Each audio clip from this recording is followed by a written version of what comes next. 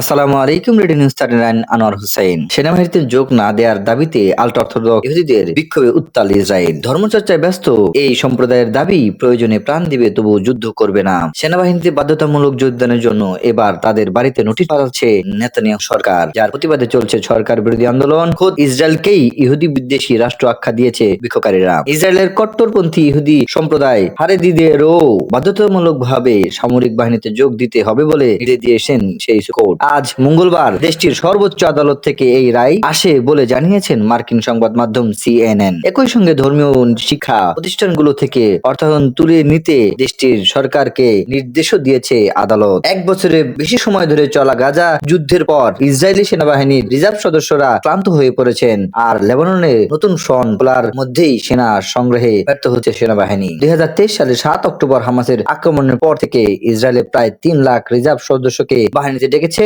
যাদের 18% 40 বছরের পেরোনো পুরুষ। সাধারণভাবে এদের বাধ্যতামূলক দায়িত্বে রাখার কথা ছিল না। সেনাবাহিনী এই দীর্ঘায়িত সংকটে ব্যাপক প্রভাব পড়েছে। ফরাসি বার্তা সংস্থা AFP এ খবর জানিয়েছেন, ইসরায়েলে 18 বছর বয়স থেকে পুরুষ ও নারীদের জন্য সামরিক সেবা বাধ্যতামূলক হলেও বেশ কিছু ক্ষেত্রে ছাড় প্রাপ্তির সুযোগ রয়েছে। বর্তমানে দেশটি গাজার, হামাস ও লেবাননে ইরান সমর্থিত হিজবুল্লাহর বিরুদ্ধে বহুমুখী যুদ্ধ চালাচ্ছে। গাজায় 27 অক্টোবর থেকে শুরু হওয়া স্থল আক্রমণে ইসরায়েলের 367 জন সেনা নিহত হয়েছে, আর গত 30 সেপ্টেম্বর থেকে লেবাননে স্থল আক্রমণে 37 জন প্রাণ হারিয়েছে। এসব কারণে রিজার্ভ সদস্যদের দীর্ঘমেয়াদী দায়িত্ব পালনের সময়সীমা বাড়ানো হয়েছে।